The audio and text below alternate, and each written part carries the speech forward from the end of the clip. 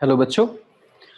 तो current electricity की कुछ प्रॉब्लम्स हैं, ये आप देखिए जरा कि क्या है। पहला सवाल, 5 cells each of EMF E and internal resistance R connected in series. 5 cell हैं, सीरीज में कनेक्टेड हैं। ड्यू टू ओवरसाइट, थोड़ा केयरलेस हो गया कोई, 1 सेल इज कनेक्टेड रॉन्गली और उसने किसी एक सेल को रॉन्गली कनेक्ट कर दिया। तो इसका ये मतलब हुआ पहली सेल ऐसे है, दूसरी भी ऐसे ही है, थर्ड भी ठीक कनेक्शन किया, फोर्थ का भी ठीक किया, लेकिन फिफ्थ का उल्टा कर दिया। और सभी बराबर ईएमएफ की हैं, ई ई ई ई एंड ई, और ये इनके इंटरनल रेजिस्टेंस। प्यारे बच्चों, सीरीज में क्या होता है, किसे कहते हैं सीरीज कॉम्बिनेशन, जिसमें करंट का फ्लो सेम होता है। तो अगर इस ब्रांच में करंट का फ्लो ऐसे है तो फिर इन सभी रेजिस्टेंस में करंट का फ्लो सेम होगा। तो अगर मैं आपसे कहूं कि इस ब्रांच का इक्विवेलेंट रेजिस्टेंस कितना है, तो आप कह देंगे R1 plus R2 plus R3 plus R4 plus R5, तो ये आ जाएगा 5R। और अगर मैं आपसे कहूं कि ई नेट कितना है, तो सीरीज कॉम्बिनेशन है बच्चों सेल का, है ना, सीरीज। और सीरीज कॉम्बिनेशन में जो हम सेल्स को जोड़ते हैं, तो मैं आपको बता देता हूँ इसका कॉन्सेप्ट साथ साथ। तो सीरीज कॉम्बिनेशन में जो हम सेल को जोड़ते हैं, तो E net E1 plus E2 भी हो सकता है और E1 माइनस E2 भी हो सकता है। दैट डिपेंड्स कि वो सेल एक दूसरे को सपोर्ट कर रही हैं या वो एक दूसरे के अगेंस्ट हैं। और अगर पैरेलल कॉम्बिनेशन हो तो ई नेट होता है E1 upon R1 plus E2 upon R2 divided by 1 upon R1 plus 1 upon R2। और अगर पैरेलल में रॉन्ग पोलैरिटी कनेक्शन हो जाए, तो E1 upon R1 minus E2 upon R2 divided by 1 upon R1 plus 1 upon R2, है ना, mode ले लेते हैं बिगर माइनस स्मॉलर। अगर पैरेलल में रॉन्ग पोलैरिटी कनेक्शन हो जाए, मतलब ऐसे ये प्लस माइनस है और ये माइनस प्लस है, ऐसे अगर ये वाला कनेक्शन हो जाए पैरेलल में, तो इस केस को बोलते हैं wrong polarity connection of parallel. और राइट पोलैरिटी कनेक्शन कब होता है, जब पॉजिटिव पॉजिटिव के साथ लाइक दिस, इस तरह से कनेक्शन हो, लाइक दिस। समझ गए बच्चों? और ये सीरीज होता है, E1 प्लस E2 भी हो सकता है, E1 माइनस E2 भी हो सकता है। चलिए अपने सवाल पे वापस चलते हैं। तो देखिए, अगर आप पहले वाली सेल से पूछेंगे कि भाई करंट का फ्लो किधर होना चाहिए, तो वो कहेगी लेफ्ट। बड़ी वाली प्लेट से निकलती है ना करंट, जब कोई सेल करंट देती है तो लेफ्ट। ऐसे ये प्लेट भी कहेगी लेफ्ट, ये सेल भी कह रही है लेफ्ट, ये सेल भी कह रही है लेफ्ट। लेकिन ये वाली सेल क्या बोलेगी कि मेरी पॉजिटिव प्लेट से अगर करंट निकालोगे तो राइट जाएगी। मतलब ये चारों एक दूसरे को सपोर्ट कर रहे हैं। तो E plus E plus E plus E मतलब 4E, जबकि ये E इनके अगेंस्ट है, इसलिए ये हो जाएगा 3E। तो प्यारे बच्चों, नेट ईएमएफ हो जाएगा 3E, जबकि R इक्विवेलेंट 5R ही होगा, इसलिए इस सवाल का सही आंसर होगा third. In the following figure the reading of an ideal voltmeter is 0। प्यारे बच्चों, आइडियल वोल्टमीटर मतलब जिसका रेजिस्टेंस इनफाइनाइट होता है। आइडियल वोल्टमीटर का रेजिस्टेंस इनफाइनाइट होता है और प्रैक्टिकली वोल्टमीटर्स का रेजिस्टेंस वेरी हाई होता है। क्यों? जिससे कि वो सर्किट से करंट विड्रॉ ना करें और रीडिंग अच्छी खासी एग्जैक्ट प्रिसाइज दे सकें। In the following figure the reading of an ideal voltmeter is 0। मतलब ये आइडियल वोल्टमीटर 0 रीड कर रहा है। अगर ये आइडियल वोल्टमीटर 0 रीड कर रहा है, तो ये बताओ कि ये वोल्टमीटर कनेक्टेड कहां पर है। मैं थोड़ा बड़ा बना दूं डायग्राम, क्लियर नजर आए। ऐसे एक सेल बनाई हुई है E1 और इसका इंटरनल रेजिस्टेंस है R1 ये सेल है। और फिर ये एक दूसरी सेल है E2 और उसका इंटरनल रेजिस्टेंस है R2। इंटरनल रेजिस्टेंस वहीं पास में बना दिया करो जिससे छूट ना जाए कैलकुलेशन में। और ये एक रेजिस्टेंस लगा हुआ है R। आइडियल वोल्टमीटर है तो आइडियल वोल्टमीटर का तो रेजिस्टेंस इन्फिनिटी होता है, और इन्फिनिटी जिस ब्रांच का रेजिस्टेंस है उसमें तो करंट नहीं जाएगी। तो कोई भी करंट वोल्टमीटर में नहीं जा रही है। करंट का जो फ्लो हो रहा है वो इस तरह से हो रहा होगा और करंट बिल्कुल वोल्टमीटर की तरफ नहीं जा रही होगी। तो जिस रास्ते पर करंट फ्लो हो रहा है उसे सर्किट कहते हैं। Path of charge flow is circuit. तो अगर मैं आपसे कहूं सर्किट का इक्विवेलेंट रेजिस्टेंस कितना, तो आप कहेंगे जो करंट R1 में गया वही कैपिटल R में गया, वही R2 में भी गया सर। अगर मैं आपसे कहूंगा कि करंट कितनी सर्किट में, तो आप कहेंगे सर जो करंट E1 में गई वही करंट E2 में भी गई। तो E1 E2 दोनों बैटरी सीरीज में है सर, दोनों बैटरी सीरीज में है, तो इसलिए net EMF E1 plus E2 हो गया। बोलो प्लस क्यों हुआ? क्योंकि E1 भी कह रही है करंट लेफ्ट में जाए, E2 भी कह रही है लेफ्ट में जाए, सपोर्ट में E1 प्लस E2। और R इक्विवेलेंट कितना हो गया? R plus R1 plus R2। तो ये करंट की वैल्यू हो गई। इस सर्किट में। वोल्ट मीटर 0 रीड कर रहा है, मतलब इस सेल के टर्मिनल्स के पैरेलल में लगा हुआ है वोल्ट मीटर। तो जो सेल के टर्मिनल्स का पोटेंशियल डिफरेंस होगा वही वोल्ट मीटर रीड कर रहा होगा, लेकिन वोल्ट मीटर तो 0 रीड कर रहा है, मतलब इस सेल के टर्मिनल्स का पोटेंशियल डिफरेंस 0 है। तो ये सेल चार्ज हो रही है या डिस्चार्ज हो रही है प्यारे बच्चों? जब किसी सेल की पॉजिटिव प्लेट से करंट बाहर निकलती है तो वो डिस्चार्ज होती है, तो ये सेल डिस्चार्ज हो रही है। तो अगर जब कोई सेल डिस्चार्ज होती है तो उसके टर्मिनल्स का पोटेंशियल डिफरेंस क्या होता है? E minus I are. पर इस सेल का पोटेंशियल डिफरेंस है कितना? 0। मतलब 0 is equal to E minus I R, that means E is equal to I R. तो क्यों ना मैं इस I की वैल्यू पुट कर दूं। तो ये EMF कितना है? E1। तो ये E1 is equal to I R आ रहा है, तो E1 इज इक्वल टू आई कितना है? E1 plus E2 upon R plus R1 plus R2, ये है I की value multiplied with small r। आओ देखते हैं कि हमें बताना क्या है। वो रिलेशन पूछ रहा है R1 और R2 का। E1 R plus E1 R1 plus E2 R2 is equal to E1 R plus E2 R। ठीक, अब जब आप ध्यान से यहां पर देखेंगे इस सर्किट को, तो ये है E1 R1, ये है E2 R2। तो ये कौन कौन से R हैं? ये जो R था ये कौन सा R है? तो यहाँ देखो, ये पहली वाली सेल जो है उसके टर्मिनल्स का पोटेंशियल डिफरेंस है, तो ये EMF भी पहली सेल का है और इंटरनल रेजिस्टेंस भी। तो ये E1 I R1 है, तो ये R1 है बच्चों यहाँ पे जो आया था, इसीलिए E1 R1 और E2 R1। तो E1 R1 से E1 R1 कैंसिल हो जाएगा।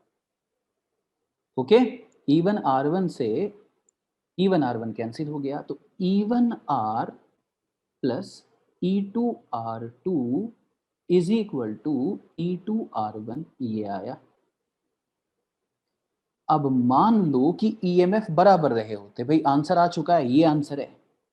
अगर EMF बराबर रहे होते तो EMF कैंसिल हो जाता और आता R plus R2 is equal to R1, मतलब R is equal to R1 minus R2। बोलो ये रिलेशन कब आता? जब EMF बराबर रहे होते। और आप देख सकते हैं कि जो सवाल आपको दिया गया है ना, उसमें EMF बराबर लिखे हुए हैं, ये भी E लिखा हुआ है और ये भी E लिखा हुआ है। इसका मतलब E1 और E2 दोनों की वैल्यू E दे रखी है, तो दोनों EMF बराबर थे, इसलिए E कॉमन कैंसिल हो गया और R की वैल्यू आ गई R1 माइनस R2। और ऐसा कहाँ लिखा है R is equal to R1 minus R2? Second option में, इसलिए सेकेंड इसका सही जवाब है। तीसरे सवाल पे आ जाइए। 5 identical lamps each of resistance 1100 ohm are connected to 220 volt as shown in figure. The reading of the ideal emitter is, प्यारे बच्चों आइडियल एमीटर किसे कहते हैं? आइडियल एमीटर उसे कहते हैं जिसका खुद का रेजिस्टेंस कितना होता है? 0। तो फिर सिचुएशन ये है, इसी सर्किट को मैं आपको बनाकर दिखाता हूं कि ये एक रेजिस्टेंस है, ये एक दूसरा रेजिस्टेंस है और 3 रेजिस्टेंस यहां पर लगे हुए हैं, 1 2 एंड 3। 3 रेजिस्टेंस यहां पर लगे हुए हैं और यहाँ पे एक एमीटर लगा हुआ है करंट चेक करने के लिए। उसका काम सिर्फ करंट चेक करना है। 220 वोल्ट के साथ आपने इसका कर दिया है कनेक्शन, मतलब 220 वोल्ट की कोई बैटरी आपने यहां पर लगा दी होगी। उसने कहा 5 identical lamps each of resistance 1100, मतलब सबके रेजिस्टेंस बराबर हैं। मान लीजिए R, और उस R की वैल्यू दे रखी है 1100 ओम। तो आप ये मानते हैं ना कि ये R और ये R पैरेलल में, ये R और ये R पैरेलल में, मतलब R/2। दोनों R को पैरेलल में सॉल्व कर दिया। पैरेलल में कैसे सॉल्व करते हैं? 1/R1 plus 1/R2 is equal to 1/R equivalent, ऐसे सॉल्व करते हैं। तो इन दोनों को सॉल्व करके R/2 आएगा। ऐसे ही इन तीनों R को पैरेलल में सॉल्व करके R/3 आएगा। यहां पर इस जगह करंट की वैल्यू बतानी है, एमीटर की रीडिंग बतानी है, मतलब करंट बतानी है, ये वाली करंट बतानी है। इसको मैं I1 लिख देता हूँ, ये करंट बतानी है जो इन तीनों से इन दोनों की तरफ, मतलब यहाँ पर जो करंट है ये I1 बतानी है, ये वाली। और यहाँ पर एक 220 वोल्ट की सेल लगी हुई है, 220 वोल्ट की ये सेल लगी हुई है। तो प्यारे बच्चों, अब आप सिर्फ ध्यान दें कहां पर, इस सर्किट पर। आपको ये I1 बताना है। आप जानते हैं कि पैरेलल में पोटेंशियल सेम होता है, मतलब ये भी 220 वोल्ट होगा और ये भी 220 वोल्ट ही होगा। तो ये जो करंट I1 है, जो करंट I1 आपको बतानी है, ये करंट आप कैसे बता सकते हैं? करंट को आप कह सकते हैं पोटेंशियल डिफरेंस अपॉन रेजिस्टेंस। तो इस जगह का पोटेंशियल डिफरेंस 220 होगा क्योंकि पैरेलल में पोटेंशियल सेम, ये भी 220, ये भी 220, ये भी 220 डिवाइडेड बाय रेजिस्टेंस R/3। मतलब 220 इंटू 3 अपॉन R, और R दे रखा है 1100। तो 220 इंटू 3 अपॉन 1100 ये करंट होगी, और ये करंट ये एमीटर चेक कर लेगा क्योंकि आइडियल एमीटर है तो एग्जैक्ट रीडिंग देगा, इसलिए B is the right choice. अगला सवाल है, cell of EMF E is connected across a resistance R. तो potential difference between the terminals of the cell is found to be V. The terminal resistance of the cell must be। तो इस तरीके की कोई situation है बच्चों की, ये कोई सेल है, ये इसका इंटरनल रेजिस्टेंस होगा। इसके इंटरनल रेजिस्टेंस को मैं आर नॉट मान लेता हूं। तो उसने कहा कि इस सेल को हमने कनेक्ट किया एक रेजिस्टेंस के अक्रॉस, और उस रेजिस्टेंस की वैल्यू बताई गई R. The potential difference between the terminals of cell. तो टर्मिनल ऑफ सेल्स क्या हैं? ये सेल के टर्मिनल हैं। भाई सेल के दोनों टर्मिनल्स के बीच में क्या क्या होगा? एक तो सेल का ईएमएफ और एक सेल का इंटरनल रेजिस्टेंस, जिसको मैंने आर नोड मान लिया है। तो उसने कहा potential difference between the terminals of the cell is found to be V. तो सेल के टर्मिनल्स का पोटेंशियल डिफरेंस हमें वी मिला। होना कितना चाहिए था? तो आप जानते हैं कि ये सेल यहां पे करंट देगी, मतलब सेल डिस्चार्ज होगी, और जब कोई सेल डिस्चार्ज होती है तो उसके टर्मिनल्स का potential difference E minus I R होता है। तो इसका टर्मिनल्स का potential difference E minus I R होगा। और ये कहा गया कि V is equal to E minus I. अगर मैं देखूं यहां पर कि सर्किट में जो I है ये कितनी होगी, तो करंट देने वाला कौन है? ये ईएमएफ। और पूरे पाथ का, पूरे रास्ते का इक्विवेलेंट रेजिस्टेंस क्या है? तो जो करंट आर में गई वही आर नोड में गई, तो रेजिस्टेंस सीरीज में ये आपका आई आ गया। इस आई की वैल्यू यहाँ पर पुट कर दीजिए, E upon R plus R naught. ये आई की वैल्यू पुट कर दी। और ये आर क्या होता है? जब आप लिखते हैं टर्मिनल पोटेंशियल डिफरेंस, सेल का terminal potential difference is equal to E plus minus I R, तो उसमें आर क्या होता है? सेल का इंटरनल रेजिस्टेंस। और सेल के इंटरनल रेजिस्टेंस को आपने आर नोड माना है, आर नोड। इसीलिए V इज इक्वल टू, जब आप एलसीएम लेंगे तो ये आएगा E multiplied with R plus R naught minus E R naught divided by R plus R naught. Simplify करें, V is equal to E R plus E R naught minus E R naught upon R plus R naught. E R naught से E R naught cancel, और V की value आ गई E R upon R plus R naught. ये किसकी value आ गई? V की। तो बच्चों इसको हम क्या लिख सकते हैं? इसको हम लिख सकते हैं V R plus V R naught is equal to E R, लिख सकते हैं। या V R minus E R, V R sorry, हमें आर नॉट निकालना है ना, तो V R naught is equal to E R इधर ही रहने दो, वी आर को इधर उठा लाओ, और आपके सामने आंसर हाजिर है। बोलो आर नॉट कितना आ गया? E minus V R upon V. E minus V R, E minus V R divided by V, मतलब थर्ड ऑप्शन इसका सही जवाब होगा। Got it? A copper wire is stretched to make its radius decrease by 0.1%, then the percentage increase in resistance is approximately.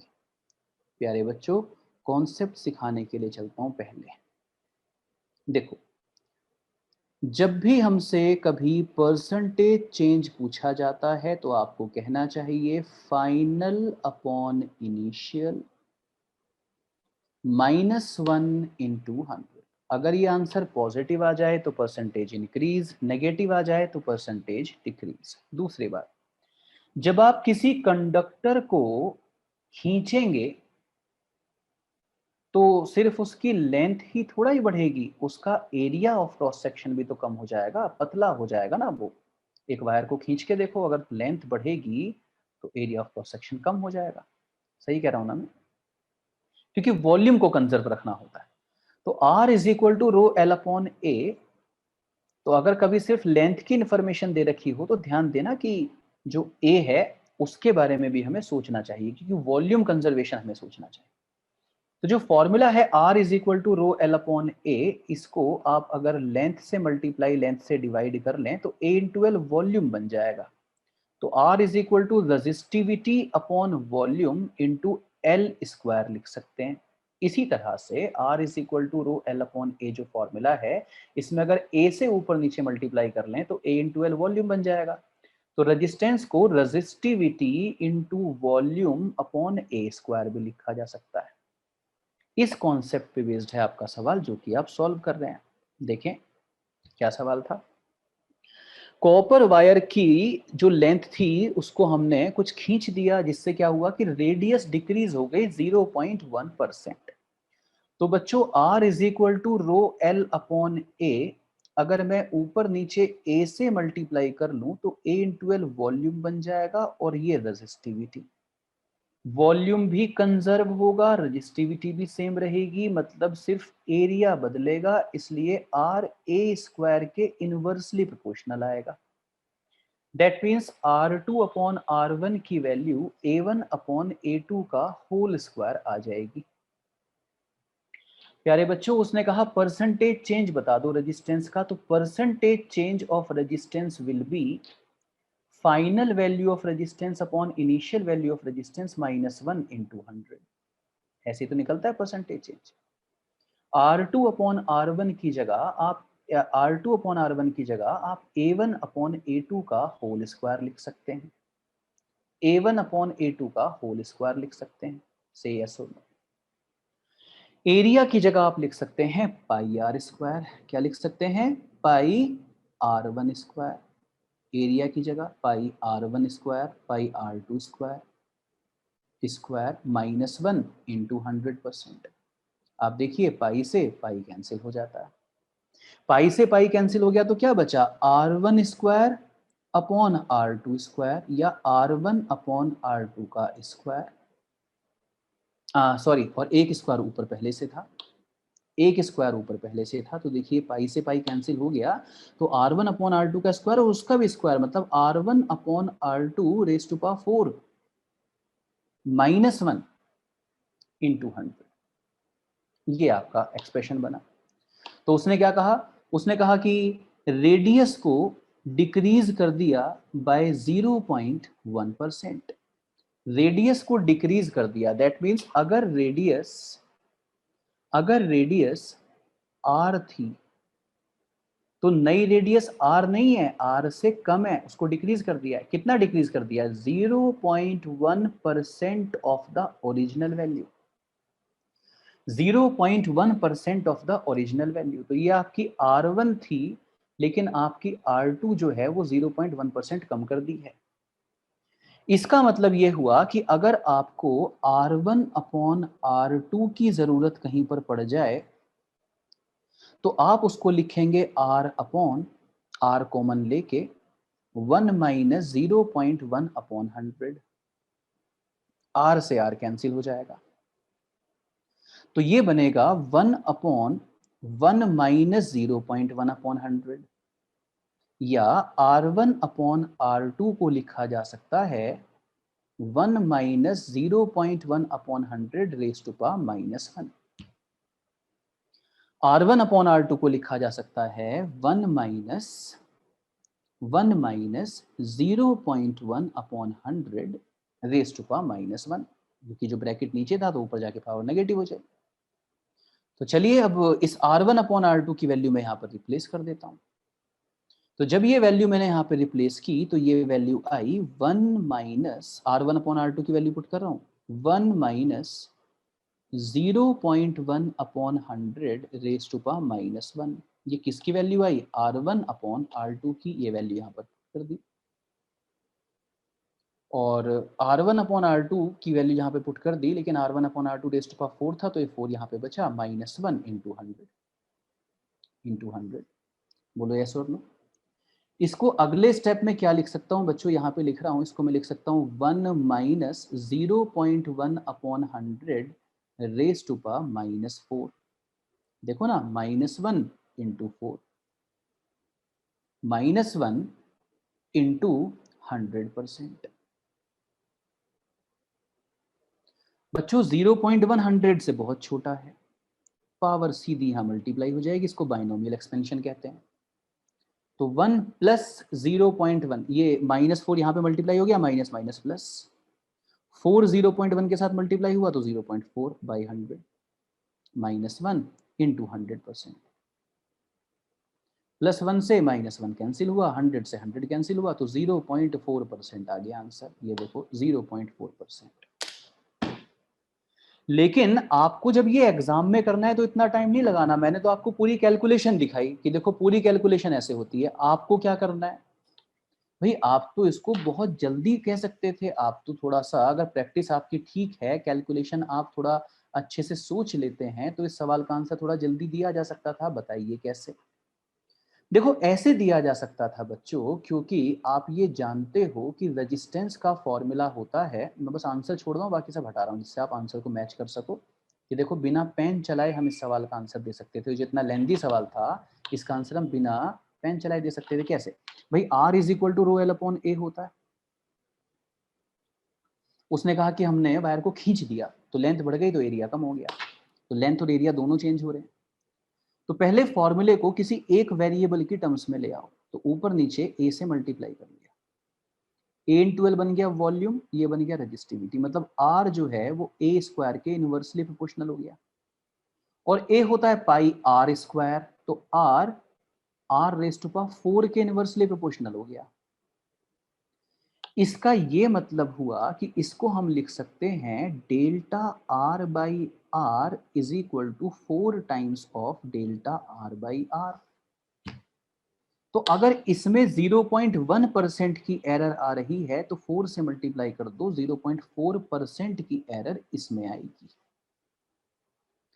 जिन बच्चों का error का concept clear होगा उनको ये बात समझ में आई होगी, और जिनका एरर भी क्लियर नहीं है तो अब तुम सुन लो भाई। रेडियस की 4th पावर पे डिपेंड है ना।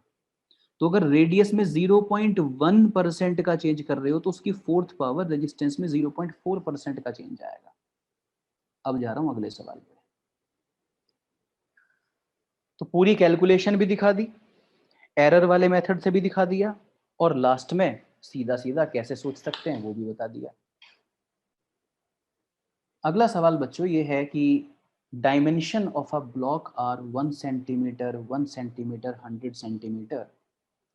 If the specific resistance of the material is this. तो स्पेसिफिक रेजिस्टेंस मतलब 3 into 10 to the power -7 ohm metre. Specific resistance resistivity का ही दूसरा नाम होता है। Then the resistance between the opposite rectangular faces is। तो opposite rectangular faces के बीच में तो ये LBH है, LBH, this is LBH।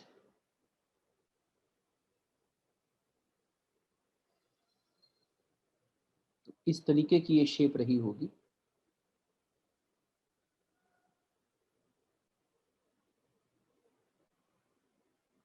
ये है आपका एक ब्लॉक जिसमें ये 1 सेंटीमीटर है,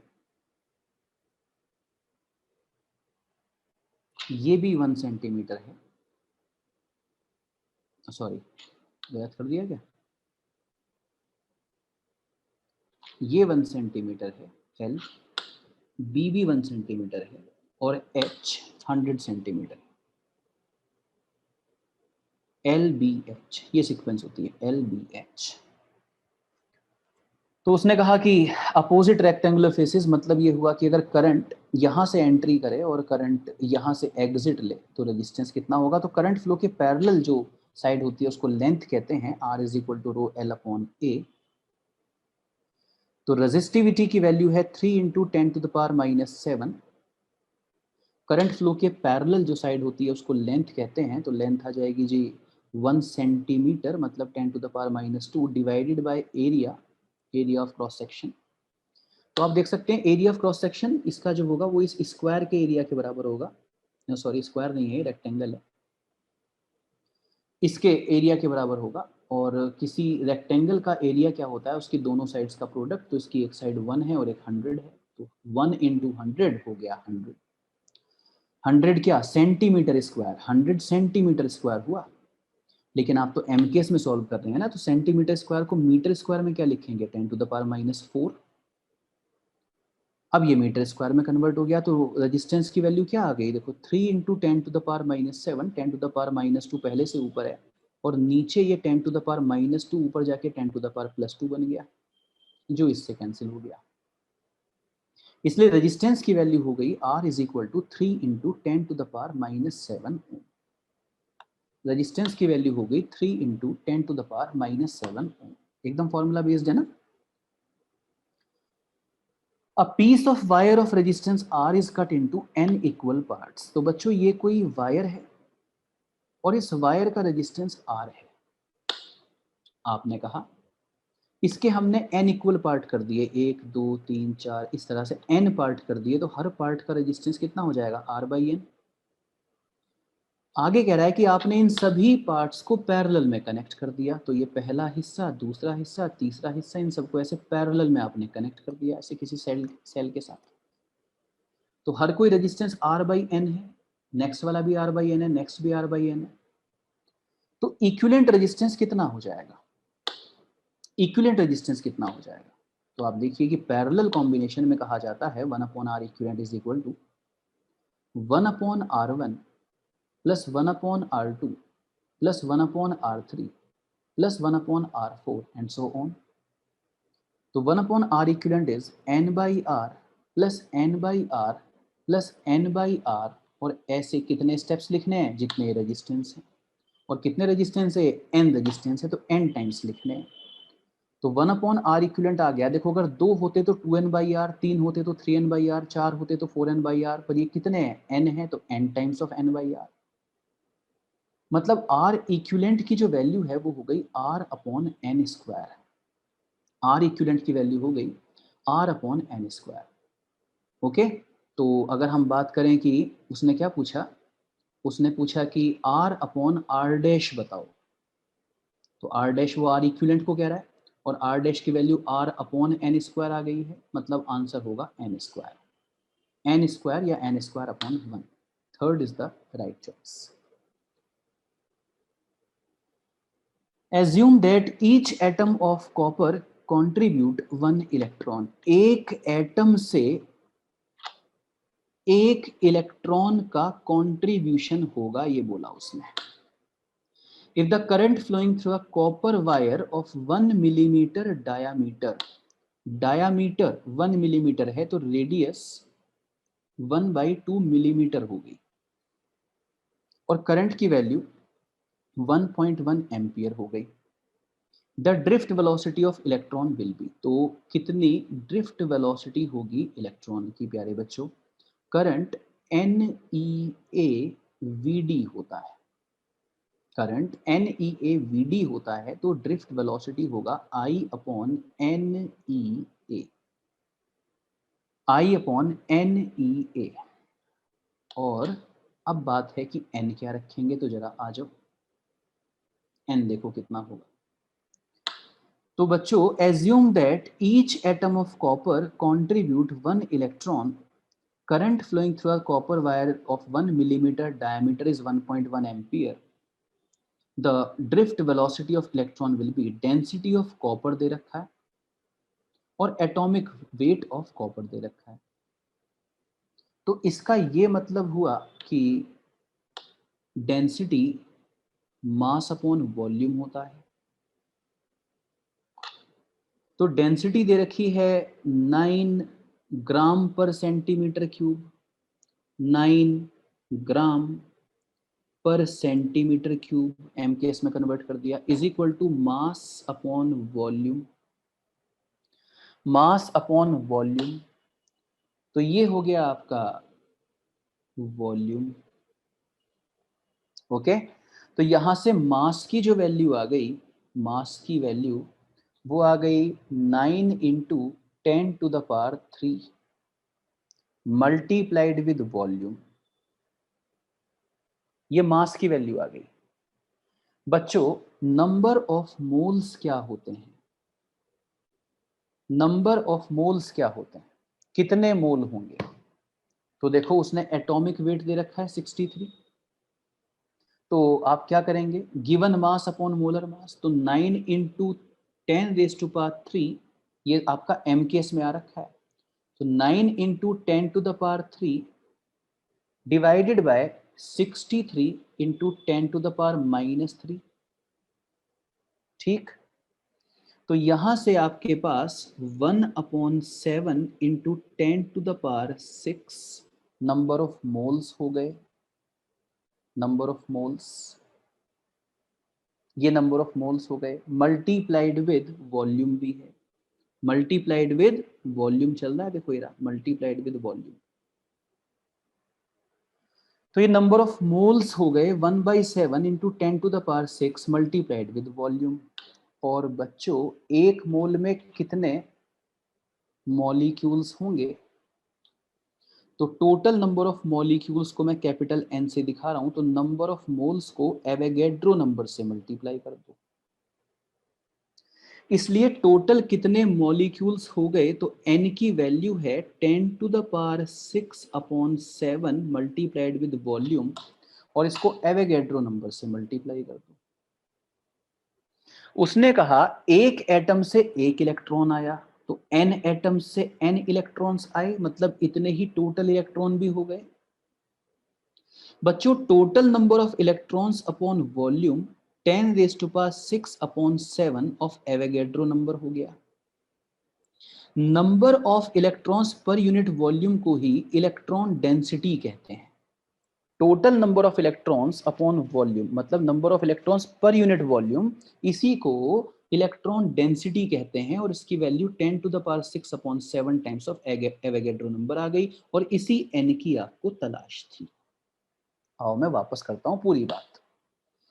बच्चों, डेंसिटी क्या होती है? डेंसिटी मास अपॉन वॉल्यूम होती है। डेंसिटी हमें दे रखी थी, पर मैंने उसको सही यूनिट में कन्वर्ट किया, एमकेएस में ले आया मैं। तो मास अपॉन वॉल्यूम, वॉल्यूम का सिंबल मैंने वी ले लिया, तो मास हमारे पास आ गया 9 इंटू 10⁻³ इंटू वॉल्यूम। तो नंबर ऑफ मोल्स क्या हो गए? तो given mass upon molar mass, तो 9 इंटू 10⁻³ को मैंने 63 इंटू 10⁻³ से डिवाइड कर दिया, क्योंकि एमकेएस में किया। तो अब ठीक है, नंबर ऑफ मोल तो यूनिटलेस हो जाएगा, तो ऊपर अगर मीटर सॉरी किलोग्राम था तो नीचे भी किलोग्राम होना चाहिए था ना, इसलिए किलोग्राम से kilogram cancel, number of moles unitless हो गया। कितना? 1/7 इंटू 10⁻6 इंटू वी वॉल्यूम। तो अगर मैं नंबर ऑफ मोल को एवोगैड्रो नंबर से मल्टीप्लाई कर देता हूं, तो टोटल नंबर ऑफ एटम्स मुझे यहां पर मिल गए, और एक एटम से एक इलेक्ट्रॉन का कंट्रीब्यूशन हो रहा है, तो दो एटम से दो इलेक्ट्रॉन का होगा, तो जितने एटम है उतने ही इलेक्ट्रॉन्स का कंट्रीब्यूशन होगा। तो जितने एटम आए उतने इलेक्ट्रॉन्स आ गए, मतलब 10⁻6/7 times of volume times of Avogadro's number. और अगर मैं टोटल नंबर ऑफ इलेक्ट्रॉन्स को वॉल्यूम से डिवाइड कर दूं n/v, तो वो 10⁻6/7 टाइम्स ऑफ एवोगैड्रो नंबर आ गया। और नंबर ऑफ इलेक्ट्रॉन्स पर यूनिट वॉल्यूम को स्मॉल n से रिप्रेजेंट किया जाता है, जो कि आपको इस फॉर्मूले में दिख रहा था। तो ड्रिफ्ट वेलोसिटी कितनी हो जाएगी? देखिए, ड्रिफ्ट वेलोसिटी की वैल्यू, तो आई कितना दे रखा है? 1.1 एम्पियर, आई की जगह 1.1 रख दिया, डिवाइडेड बाय स्मॉल n की वैल्यू आ गई 10⁻6/7, तो ये बाई 7 ऊपर पहुंच गया। और एवोगैड्रो नंबर मतलब 6.022 इंटू 10⁻23। ई की वैल्यू हो गई प्यारे बच्चों 1.6 इंटू 10⁻⁻19, और एरिया हो गया प्यारे बच्चों पाई आर स्क्वायर। कितना हो गया? पाई आर स्क्वायर। जहां आर कितना दे रखा था? देखो ये 0.5 मिलीमीटर। आर दे रखा है 0.5 मिलीमीटर, मतलब 10⁻⁻3। तो आर की वैल्यू यहाँ पे पुट कर दो, और पाई कितना 3.14, और यहाँ से हमें क्या मिल जाएगी, ड्रिफ्ट वेलोसिटी। बढ़िया सवाल। तो ये सवाल इसलिए अच्छा था कि आप लोगों को बहुत सारे फॉर्मूले रिवाइज हो जाएं, आपका दिमाग अच्छा लगे, कहाँ की चीज कहाँ निकाल के और कहाँ पुट की, है ना। इससे आपके दिमाग की एल्गोरिदम बढ़ती है, एफिशिएंसी बढ़ती है।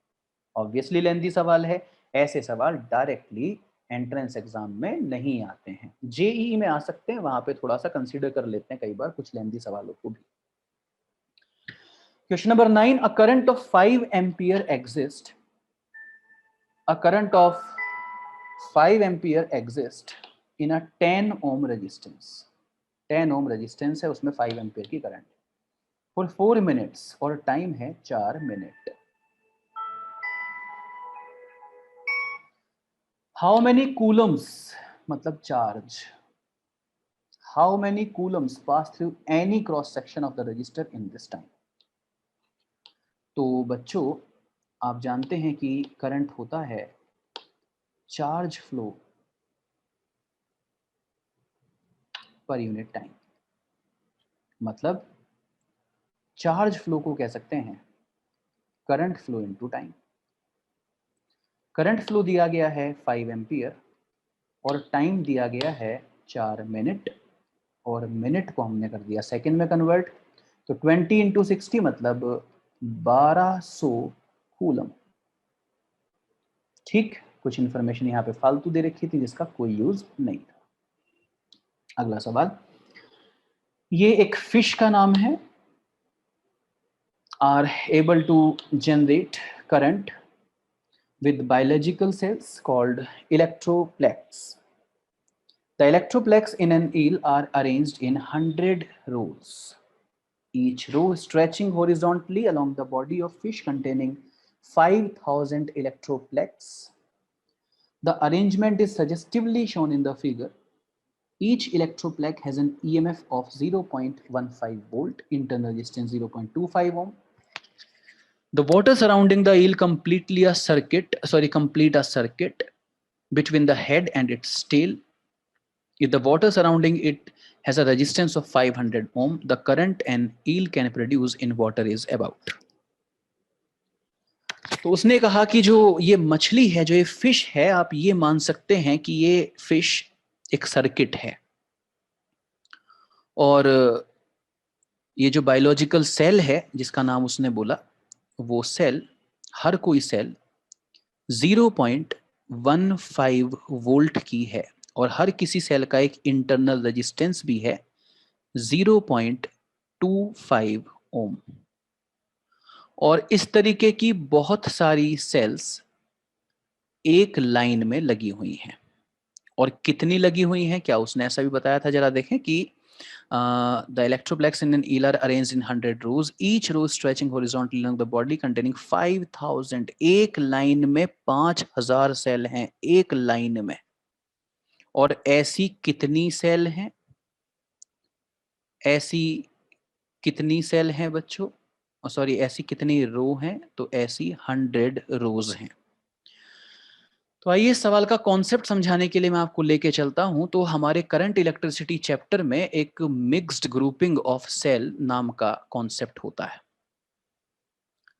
और उस मिक्स्ड ग्रुपिंग में आप यही करते हैं कि इस तरह से बहुत सारी सेल्स को लगाते चले जाते हैं, और एक लाइन में फॉर एग्जांपल आप n सेल्स लगाते हैं, और इस तरीके की आप m ब्रांचेस लगाते हैं।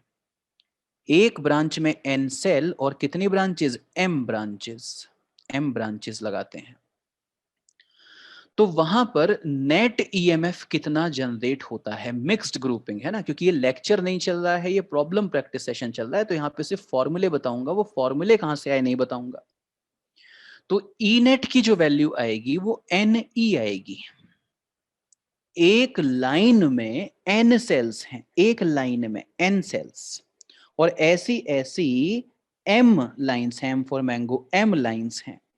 तो ई नेट की वैल्यू एन ई आएगी, क्योंकि सभी सेल सीरीज में हो गई एक लाइन में, E plus E plus E plus E, और ऐसी एन है तो एन ई हो गई। और जब इक्वल ईएमएफ की सेल पैरेलल में लगी हुई होती हैं, तो नेट ईएमएफ एक सेल के बराबर ही आता है, इसलिए एम से कोई फर्क पड़ेगा नहीं, ई नेट इतना ही होगा। एक लाइन का इक्विवेलेंट रेजिस्टेंस एनआर होगा, एक लाइन का। जब उसके पैरेलल में दूसरी लाइन लगा दोगे तो nr/2, तीसरी लगा दोगे तो nr/3, चौथी लगा दोगे तो nr/4। मान लो m लगा दी तो nr/m, ये आपका इक्विवेलेंट रेजिस्टेंस हो जाता है इंटरनल। तो इसका मतलब ये हुआ कि वो जो बहुत सारी सेल आपने पैरेलल में लगा दी, उन सबको हटा के उनकी जगह सिर्फ ये बनाया जा सकता है। उन सब का जो ई नेट आएगा वो एन ई आएगा, और उन सबको मिला के जो इक्विवेलेंट रेजिस्टेंस आएगा वो nr/m आएगा। और इसको अगर एक एक्सटर्नल रेजिस्टेंस के साथ कनेक्ट कर दें तो इस सर्किट में करंट की वैल्यू कितनी होगी? तो करंट देने वाला E net upon are equivalent, मतलब r प्लस nr/m। तो बच्चों ये वैल्यू आ जाती है, ई नेट कितना है? N divided by M R plus N R upon M. इसलिए जो करंट आती है उसकी वैल्यू हो जाती है M N E upon M R plus N R. ये करंट की वैल्यू हो जाती है। Mix grouping of cell current electricity का टॉपिक है, उससे ये मैंने लिया। इसमें वो कई बार ये भी पूछ लेता है कि कैपिटल आर और स्मॉल आर का रिलेशन बताओ कि आई मैक्सिमम हो सके, ये भी कई बार पूछ लेता है। आई को मैक्सिमम करने के लिए कैपिटल आर और स्मॉल आर का रिलेशन बताओ, तो एम आर और एन आर बराबर होने चाहिए तो करंट मैक्सिमम हो जाएगी। इसका मतलब capital R N R by M होना चाहिए, तो करंट मैक्सिमम हो जाएगी। तो इसी पर बेस्ड है वो सवाल। आइए अपने सवाल पे वापस चलते हैं। ये है आपका सवाल। तो इसमें उसने क्या कहा देखो, अब मैं ये सब चीजें हटाता हूँ, सीधा जो फॉर्मूला मैंने आपको बताया, कॉन्सेप्ट जो रिवाइज करवाया, उससे सवाल को रिलेट कर देता हूँ। देखो उसने कहा Eels are able to generate current with biological cells called electroplex. The electroplex in eel are arranged in 100 rows. कितनी rows हैं? 100। तो m की वैल्यू 100 हो गई। Each row is stretching horizontally along the body or fish containing 5000 electroplex, मतलब 5000 cell हैं एक रो में, एक लाइन में 5000 सेल हैं। The arrangement is suggestive as shown in figure. Each electroplex, एक सेल का EMF 0.15 वोल्ट है। एक सेल का इंटरनल रेजिस्टेंस 0.25 ओम है। द वाटर सराउंडिंग, जो पानी है उसने कनेक्टिंग वायर का काम किया है, और उसका रेजिस्टेंस आप मतलब एक्सटर्नल रेजिस्टेंस आप 500 ओम मान लें। तो कितनी करंट प्रोड्यूस होगी? तो I is equal to M N E, अभी तो बताया था, अरे अभी जो बताया था वही लिख रहा हूं, ये देखो, I is equal to M N E upon M R plus N are.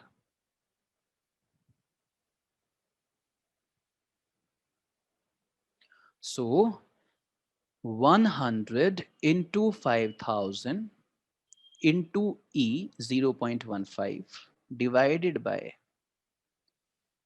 M into capital R 100 into 500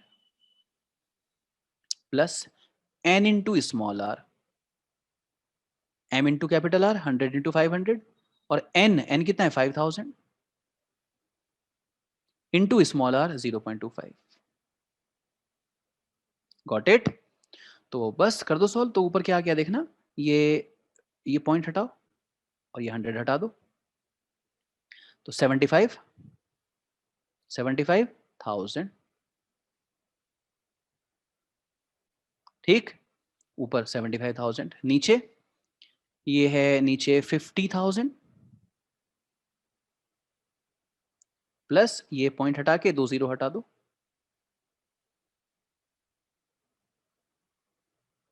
1250, और बस कर दो सिंप्लीफाई। दिस मच एम्पियर, इतनी करंट आएगी।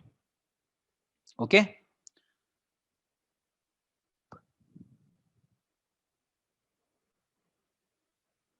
आगे चलें। तो 1 से थोड़ी ही ज्यादा आएगी, 75,000 अपॉन 51,250, 1 पॉइंट समथिंग आंसर हो गया। आपको बहुत सारे रेजिस्टेंस दिए गए हैं और ईच रेजिस्टेंस 10 ओम है। Each capable of carrying a maximum current of 1 ampere, हर किसी में बस 1 एम्पियर करंट ज्यादा से ज्यादा आ सकती है। It is required to make a suitable combination of this resistance of 5 ohm which can carry a current of 4 ampere. The minimum number of resistance of the type R that will be required for this job. जरा सवाल को समझने का प्रयास कीजिए। उसने कहा हर resistance 10 ohm है, हर रेजिस्टेंस 10 ओम है, each of resistance 10 ohm and each capable of carrying a maximum current of 1 ampere। 1 ampere से ज्यादा करंट कोई नहीं ले सकता। V is equal to IR, और ऐसे केस में 10 वोल्ट का पोटेंशियल डिफरेंस वो ले लेगा। 1 एम्पियर से ज्यादा करंट नहीं ले सकता कोई। It is required to make a suitable combination of these resistance of 5 ohm which can carry a current of 4 ampere। 4 ampere की करंट आपको भेजनी है। कितनी भेजनी है? 4 एम्पियर की। लेकिन भाई एक ब्रांच में 1 एम्पियर से ज्यादा नहीं जा सकती, नहीं तो रेजिस्टेंस खराब हो जाएंगे। इसका मतलब ये 4 एम्पियर आगे जाके 4 पार्ट में डिवाइड हो जाए, पहले तो ये बात, राइट। और उसके बाद इस ब्रांच में आप इस तरह से रेजिस्टेंस लगा लीजिए। तो ऐसे केस में हर रेजिस्टेंस में 1 एम्पियर की करंट जाएगी। लेकिन आर इक्विवेलेंट कितना होना चाहिए? 5। आर इक्विवेलेंट कितना होना चाहिए? आर इक्विवेलेंट 5 होना चाहिए। लेकिन प्यारे बच्चों, अगर तुमने इस तरह से बस एक एक ब्रांच में एक एक रेजिस्टेंस लगाया, तब तो आर इक्विवेलेंट R/4 हो गया। और आर कितना था? 10। आर कितना था? 10। और R/4 मतलब 10/4 मतलब 2.5, जबकि तुम्हें तो आर इक्विवेलेंट 5 चाहिए। तो तुम एक ब्रांच में दो दो रेजिस्टेंस लगा लो, एक ब्रांच में दो दो रेजिस्टेंस लगा लो। सीरीज में करंट सेम इसमें भी बन जाएगी, इसमें भी बन जाएगी, दोनों सेफ बने रहेंगे। लेकिन अब एक ब्रांच का इक्विवेलेंट रेजिस्टेंस 2R हो जाएगा। ऐसे इस ब्रांच का भी 2R, इसका भी 2R और इसका भी 2R। तो इक्विवेलेंट रेजिस्टेंस कितना हो जाएगा? 2R/4 मतलब R/2। और R की वैल्यू 10 है तो 10/2, और 10/2 कितना हो जाएगा? 5। तो 5 ओम ही हमें चाहिए। देखो 5 ओम ही चाहिए। और करंट हमने 4 एम्पियर भी भेज दी और इक्विवेलेंट रेजिस्टेंस 5 भी हो गया। इसमें हमें कितने रेजिस्टेंस यूज करने पड़े? देखना, एक रेजिस्टेंस ये रहा, एक ये रहा, 2 तो 4, 2 6 और 2 8। तो हमें कम से कम 8 रेजिस्टेंस की जरूरत पड़ेगी। 4 resistors 400, 600, 90 and 110 ohm are connected to a battery of EMF 4 volt and negligible internal resistance as shown in figure. Then the potential difference between the points B and D, B और D के बीच में potential difference बताना है। इस circuit को पहले बड़ा करके बनाना है। तो बच्चों ये 40 ओम है, ये 60 ओम है, ये 90 ओम है और ये 110 ओम है। इनको कनेक्ट कर दिया गया है एक बैटरी से, जिसका एक इंटरनल रेजिस्टेंस भी है। बैटरी 4 वोल्ट की है और इंटरनल रेजिस्टेंस 0 ओम है, ऐसा डायग्राम में ही लिखा गया है। तुम्हारे लिए मैंने बड़ा करके लिख तो दिया। यहां पर लिखा है B और यहां पर लिखा है D, और डिमांड है VB माइनस VD। बढ़िया सवाल, आ जाओ फिर। जो करंट इस 4 वोल्ट की बैटरी से जाएगी, आगे जंक्शन पे जाके डिवाइड हो जाएगी। ऊपर I1 और नीचे I माइनस I1 कह दो या I2 कह दो। 40 और 60 100। ऊपर वाले रास्ते का रेजिस्टेंस 100। 90 और 110, 90 और 110 200। और ये आपकी 4 वोल्ट की बैटरी। और हर अच्छा बच्चा जानता है कि पैरेलल में पोटेंशियल डिफरेंस सेम। तो फिर ये भी 4 वोल्ट और ये भी 4 वोल्ट। प्यारे बच्चों, करंट की वैल्यू मतलब I1, इस रास्ते को आपने I1 ही तो कहा है, तो करंट की value potential difference upon resistance 4/100 मतलब 4/100 1/25। बोलो ना, I is equal to V/R, तो 4/100 करना था। और ये जो करंट है जिसको मैं I2 कह रहा हूं, ये वाली करंट, तो 4/200 मतलब 1/50। ये करंट 1/50 आ गई। तो बच्चों ये करंट जो आ गई, ये I1, ये करंट आ गई 1/25, तो ये पोटेंशियल कितना हुआ? पोटेंशियल होता है V is equal to I R, सिर्फ ये वाला 40 ओम का। कलर चेंज करूं, लो ब्लैक कलर से लिख रहा हूं। ये पोटेंशियल कितना हुआ? V is equal to I R, तो 1/25 इंटू 40, 1 ये वाला पोटेंशियल कितना हुआ? V is equal to I R 1/25 into 40, मतलब 8/5, मतलब 1.6 वोल्ट है ये। और ये कितना हुआ? ये वाला पोटेंशियल, ये वाला, इसको देखें तो V is equal to I R, V is equal to I R, ये पोटेंशियल। इधर करंट कितनी आ रही है? I2 कितना है? 1/50, और रेजिस्टेंस कितना है? 90। ये देखो 0 से 0 गया तो 1.8 वोल्ट ये आ गया, 1.8 वोल्ट। तुमसे कहा गया B और D का पोटेंशियल डिफरेंस बताओ। B और D का पोटेंशियल डिफरेंस बताओ। मैं थोड़ी जगह खाली कर लूं, तुम्हारे पास तो ऑप्शन है ना, तुम बैक कर सकते हो, दोबारा प्ले कर लेना, स्क्रीनशॉट ले लेना, पूरी फ्रीडम दे रखी है। VB माइनस VD चाहिए, VB माइनस VD। हाँ जी, तो मैंने B पॉइंट से चलना शुरू किया, VB, और मैं B से चल के D तक जाऊंगा ऐसे, इस रास्ते को लूंगा, ऐसे चलूंगा और यहाँ देखो D तक जाऊंगा लाइक दिस, ऐसे जाऊंगा B से चलता हुआ लाइक दिस, आराम से बिंदास एकदम ऐसे, ऐसे जाऊंगा। ठीक है, B से चल के D तक जाऊंगा। तो B से चलना शुरू किया, जब मैं आगे आया तो रेजिस्टेंस आ गया, पर मैंने देखा कि मैं तो करंट फ्लो के अगेंस्ट जा रहा हूँ। भाई मैं ऐसे जा रहा हूँ ना, देखो ये ऐसे, ये रहा, और ऐसे गया मैं, यहाँ से यहाँ पहुंचा लाइक दिस ऐसे, तो मैं करंट फ्लो के अगेंस्ट जा रहा हूँ, मतलब मैं लो से हाई पोटेंशियल की तरफ जा रहा हूँ। तो जब मैं इस रेजिस्टेंस को जंप करूंगा तो मैं हाई पोटेंशियल की तरफ गया तो प्लस, तो कितना पोटेंशियल डिफरेंस? 1.6, और मैं यहाँ पहुंच गया, पर मुझे डी पे पहुंचना है ना। अब मैं ऐसे जा रहा हूँ, ऐसे इधर इधर जा रहा हूँ लाइक दिस ऐसे, तो अब जब मैं इधर जा रहा हूँ तो करंट भी इधर जा रही है, तो अब मैं करंट फ्लो के साथ जा रहा हूँ, और करंट हाई से लो पोटेंशियल जाती है। तो जब मैं इस रेजिस्टेंस को जंप करूंगा तो मैं हाई से लो गया, टूवर्ड्स लो गया मतलब, तो माइनस आया। कितना माइनस? जो भी यहाँ लिखा था 1.8 वोल्ट, और इसको जंप करते ही मैं डी पॉइंट पे पहुंच जाऊंगा, तो is equal to V D. I hope आपको किरचॉफ लॉ आता है अच्छे से, पहले उसकी प्रैक्टिस करनी है तब ये बातें समझ में आएंगी। तो V B minus 0.2 is equal to V D, और आपसे V B minus V D पूछा था तो आप कहेंगे 0.2 वोल्ट, 0.2 वोल्ट मतलब सेकेंड चॉइस। और देख रहे हो कितना नालायक है पूछने वाला, -0.2 ऑप्शन भी दे रखा है। सवाल number 13, in question number 114 the reading of the emitter A when the internal resistance of the battery is, I am really sorry for this। आप समझ सकते हैं कि इसके लिए डायग्राम दिया हुआ होना चाहिए था, और डायग्राम यहाँ पर दिया हुआ नहीं है, मतलब टाइप नहीं हुआ। तो कोई नहीं, इसको मैं किसी और वीडियो में करा दूंगा, एक प्रैक्टिस सेशन जो और दूंगा उसमें आ जाएगा कहीं। इस सवाल पे आए। An electric cable of copper has just one wire of radius 9 millimeter, its resistance is 5 ओम। तो radius of cross section 9 millimetre बताया, और वायर का रेजिस्टेंस 5 ओम बताया। This single copper wire of the cable is replaced by, ऐसा तब था जब बस एक वायर हुआ करती थी ऐसी, तब ऐसा था। वो कह रहा है कि अब हमने इस वायर को हटा दिया, इसकी जगह नई वायर यूज की, और वो नई वायर कैसी है? The single copper wire of the cable is replaced by 6 different well-insulated copper wire, each of radius 3 millimeter. Radius 3 millimetre है हर किसी की,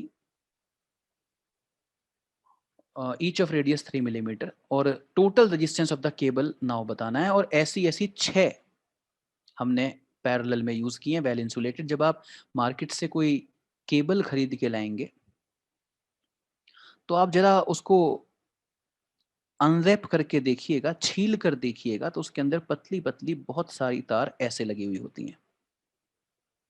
ठीक, तो आपने क्या किया? आपने इस तरीके से 1 2 3 4 5 6, आपने ऐसी 6 वायर यूज कर ली, मतलब पैरेलल हो गया है। तो हर किसी वायर का रेजिस्टेंस अगर आर डैश होगा तो 6 वायर पैरेलल में लगा दी तो equivalent resistance R dash by 6 होगा। अगर हर किसी वायर का रेजिस्टेंस आर डैश होगा तो अब आर डैश बाई 6, तो पहली वायर का radius of cross section 9 millimetre था, और अब जो आप ये पतली पतली वायर यूज कर रहे हैं इनका 3 मिलीमीटर ईच है। बच्चों रेजिस्टेंस होता है रो एल अपॉन ए, और ये जो आपने पतली पतली वायर यूज करी हैं जिनके रेजिस्टेंस को मैंने आर डैश कहा, इनका रेजिस्टेंस होगा rho L upon pi R square, rho L upon A. जब आप डिवाइड करते हैं तो रो एल पाई कैंसिल हो जाता है और R2 square upon R1 square आता है।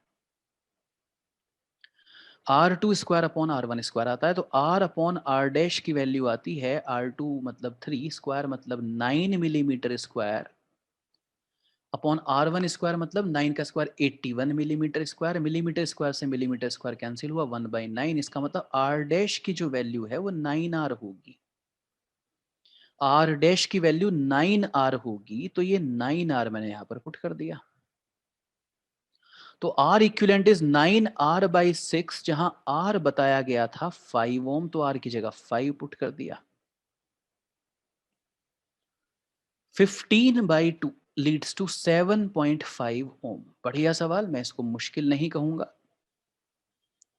जिस स्टैंडर्ड में आप हैं आपसे एक्सपेक्ट किया जाता है कि आप इतना दिमाग लगाएं। ये सवाल है बच्चों, resistance of 1, 2 and 3 ohm are connected in form of a triangle.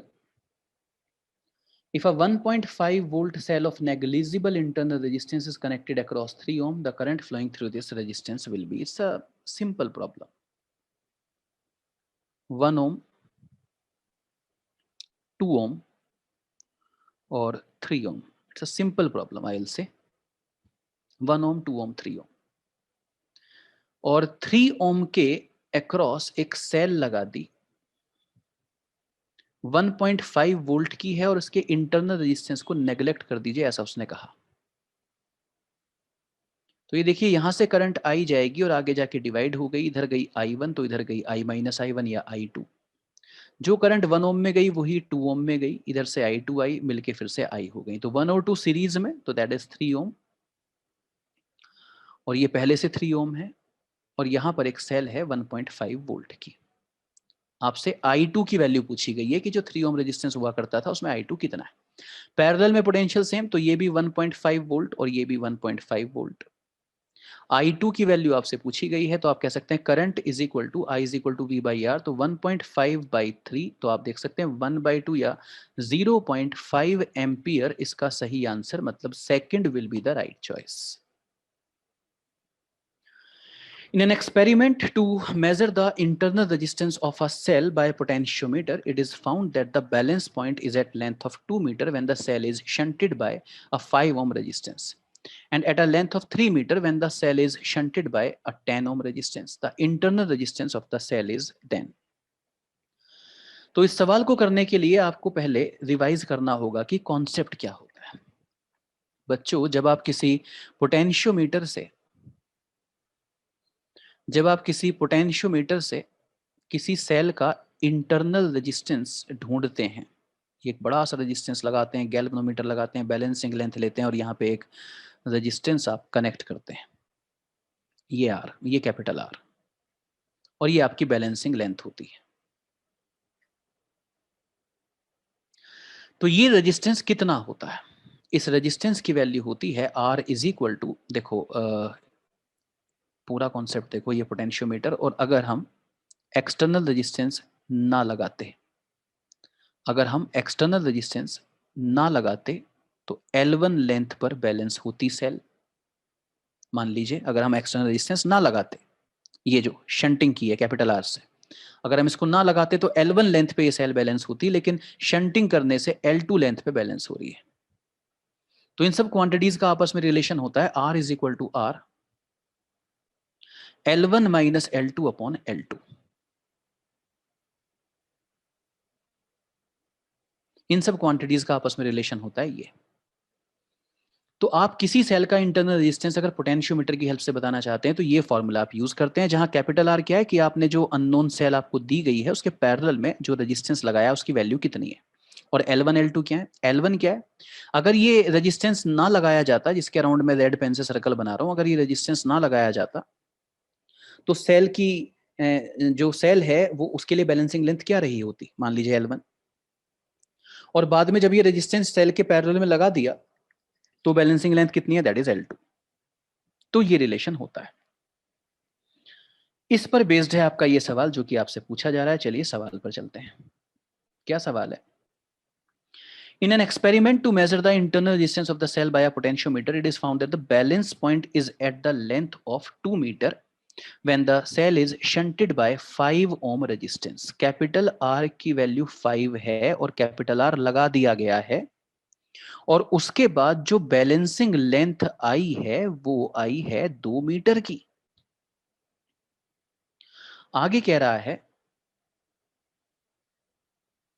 And at length of 3 metre when the cell is shunted by 10 ohm की अगर ये रेजिस्टेंस 10 ओम रहा होता तो इस L2 की वैल्यू 3 मीटर आती।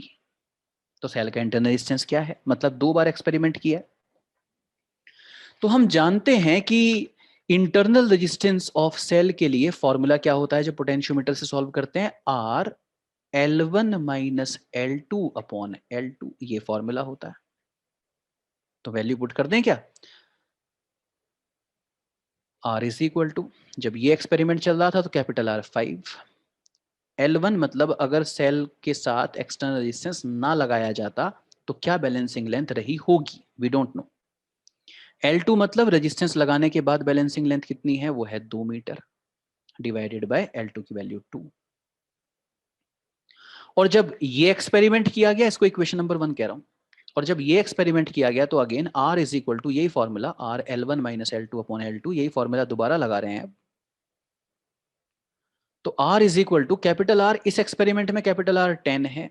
अगर रेजिस्टेंस ना लगाया जाता तो क्या बैलेंसिंग लेंथ थी पता नहीं, उसको L1 ही रहने दो, और L2 की वैल्यू है 3 डिवाइडेड बाय L2 की वैल्यू है 3, इक्वेशन नंबर 2। बच्चों इक्वेशन 1 से स्मॉल r की वैल्यू इक्वेशन 2 में पुट कर रहा हूं, तो 5 L1 minus 2 upon 2 is equal to 10 L1 minus 3 upon 3।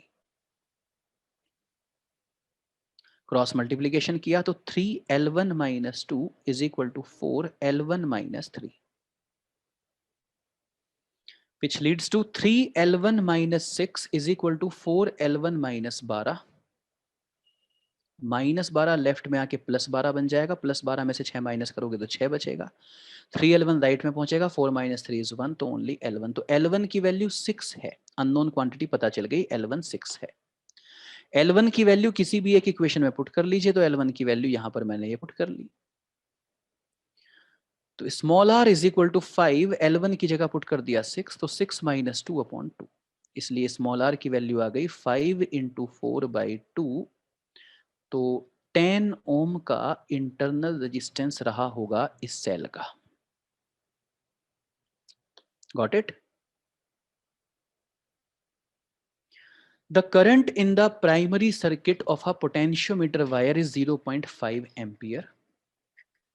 बच्चों प्राइमरी सर्किट का मतलब ये होता है कि पोटेंशियोमीटर में एक सेल लगाई जाती है, एक की लगाई जाती है, एक रियोस्टेट लगाया जाता है वेरिएबल रेजिस्टेंस, और फिर ये एक AB वायर होती है, लॉन्ग वायर। तो इस सर्किट को प्राइमरी सर्किट कहते हैं, और इस प्राइमरी सर्किट में करंट का सिंबल, मेरी आदत है कि मैं आई नोड लेता हूं, तो ये मैंने आई नोड यहां पर ले लिया। तो उसने कहा कि प्राइमरी सर्किट में 0.5 एम्पियर करंट का फ्लो हो रहा है। Rho for the wire is, तो ये जो वायर है आपकी AB वायर जिसको कहते हैं, इस AB वायर के बारे में उसने इंफॉर्मेशन दी कि इसकी resistivity 4 into 10 to the power minus 7 ohm metre है। इसका area of cross section 8 into 10 to the power minus 6 है। MKS में पोटेंशियल ग्रेडियंट पूछ रहा है, पोटेंशियल ग्रेडियंट। बच्चों पोटेंशियल ग्रेडियंट पूछ रहा है, पोटेंशियल ग्रेडियंट का मतलब होता है potential per unit length. Potential gradient होता है पोटेंशियल पर यूनिट लेंथ, और बच्चों पोटेंशियल क्या होता है, तो V is equal to IR। तो AB वायर में जो करंट फ्लो हो रहा है मतलब I नॉट, अगर उसको AB वायर के रेजिस्टेंस से मल्टीप्लाई कर दिया जाए तो V is equal to IR, VAB बन जाएगा डिवाइडेड बाय LAB। इसलिए पोटेंशियल ग्रेडियंट की वैल्यू होगी I नॉट अपॉन LAB, और अब मैं RAB resistance of AB wire, और किसी वायर का रेजिस्टेंस क्या होता है, rho L upon A, length of A B wire, तो length of A B wire से length of A B wire cancel हो गई, इसलिए पोटेंशियल ग्रेडियंट की वैल्यू आ गई I naught times of rho upon A, जहां रो रेजिस्टिविटी और A area of cross section है। तो आई नॉट कितना दे रखा था 0.5, resistivity 4 into 10 to the power -7, unit सबकी एम केस में है देखो, और ए जो है वो 8 into 10 to the power -6 metre square ही है, और ये आपने सिंप्लीफाई किया और पोटेंशियल ग्रेडियंट हाजिर है। अगला सवाल, two identical sales connected in series send 10 ampere current through a 5 ohm resistance, two identical cells connected in series। तो प्यारे बच्चों, एक सेल ये है और एक सेल ये है, आइडेंटिकल सेल्स, ये भी E, R है तो ये भी E, R है, मतलब इनका EMF और इंटरनल रेजिस्टेंस। जब इनको एक 5 ओम रेजिस्टेंस के साथ कनेक्ट किया गया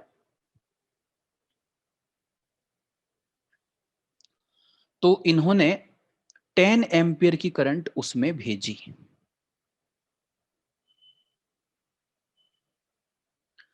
अगर आप मेरे से पूछें कि ये करंट होनी कितनी चाहिए थी, तो मैं कहूंगा नेट ईएमएफ, क्योंकि दोनों सेल सीरीज में है, सपोर्ट में है, सपोर्ट में नहीं होती तो ई माइनस ई जीरो हो जाता, करंट भेजते ही नहीं तो पक्का सपोर्ट में होगी।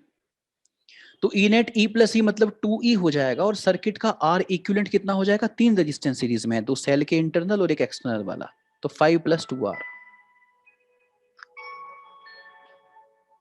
यस, और इस I की वैल्यू दे रखी है 10, तो 10 is equal to 2E upon 5 + 2R,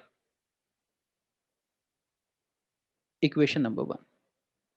देखें आगे क्या कह रहा है, When they are connected in parallel, अगर इन्हीं सेल को पैरेलल में लगा दिया जाए, they send 8 ampere current through the same resistance. अगर इन्हीं दोनों सेल को पैरेलल में लगा दिया जाए तो ये देखिए, ये सेल E, R पैरेलल में लगा दी उसी रेजिस्टेंस के साथ ना, यही तो बोला पढ़े, when they are connected in the parallel they send 8 ampere current through the same resistance। ये रेजिस्टेंस वही है 5 ओम का। आओ रफ पेपर पे लेके चलता हूं, एक बात याद दिला के लाता हूं। जब सेल पैरेलल में लगाई जाती हैं तो ई नेट की वैल्यू होती है E1 upon R1 plus E2 upon R2 divided by 1 upon R1 plus 1 upon R2। तो बच्चों, नेट ईएमएफ उतना ही आता है जितना कि एक सेल का ईएमएफ। ओके, इसीलिए इस सर्किट का नेट ईएमएफ कितना होगा, आप अगर मेरे से पूछें तो मैं कहूंगा इस सर्किट का नेट ईएमएफ उतना ही होगा जितना कि एक सेल का ईएमएफ, ये सर्किट का ई नेट होगा। और इस सर्किट का आर इक्विवेलेंट कितना होगा, तो ये आर और आर पैरेलल में है, आर और आर को पैरेलल में सॉल्व करके R/2 आएगा, वो R/2 इस कैपिटल आर के साथ सीरीज में आएगा। कंफ्यूज हो गए क्या, बना के दिखाऊं, लो बना के दिखा देता हूं। ये कैपिटल आर देखो ऐसे ही रहा 5 ओम, और ये दोनों ब्रांच ये वाली मैंने आपस में सुपर इंपोज कर दी, ये आपका ई नेट आ गया, और आर पैरेलल में तो R/2 बन गया। यस, बन गया। तो बच्चों, ई नेट की वैल्यू कितनी होगी, उतनी ही जितना कि एक सेल का ईएमएफ था, मैंने अभी करके दिखाया कैसे। तो अब कितनी करंट होगी, अगर आप पूछें मेरे से कि सर अब कितनी करंट होगी, और ये आई डैश दे रखा है उसने कितना, उसने कहा कि ये करंट अब 8 एम्पियर हो गई, ये देखो 8 एम्पियर, तो आई डैश 8 दे रखा है, ये करंट होनी कितनी चाहिए थी, नेट ईएमएफ मतलब E divided by equivalent resistance R/2 + 5।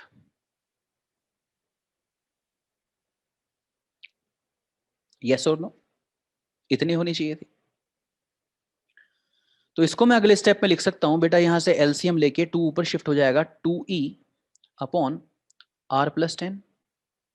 अरे एलसीएम ले लिया लड्डू, ये 2 तो R + 10 आ जाएगा, R ऊपर शिफ्ट हो गया।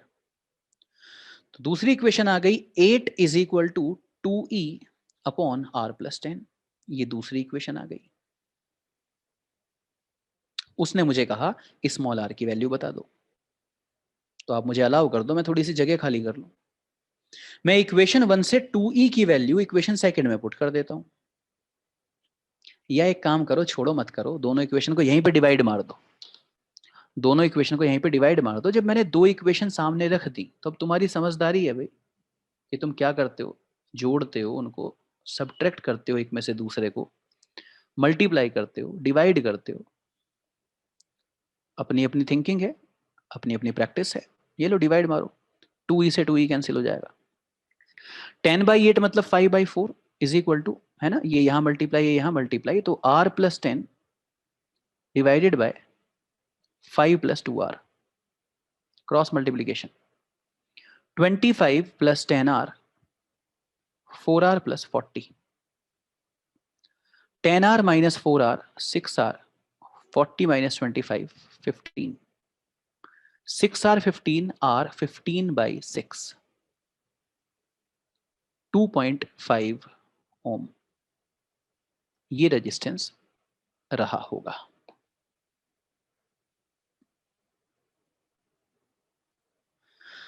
The lamp of a flashlight is of 1.5 ohm resistance. 1.5 ohm resistance का लैंप है। The lamp of a flashlight is of 1.5 ohm resistance. It use 3 cells each of 1.5 volt and internal resistance this. What is the net potential difference across the lamp? 3 cell use की हैं, 1 2 3. It used 3 cells each of 1.5 volt and internal resistance 0.25 ohm. What is the net potential difference across the lamp? और ये आपका resistance इस तरह।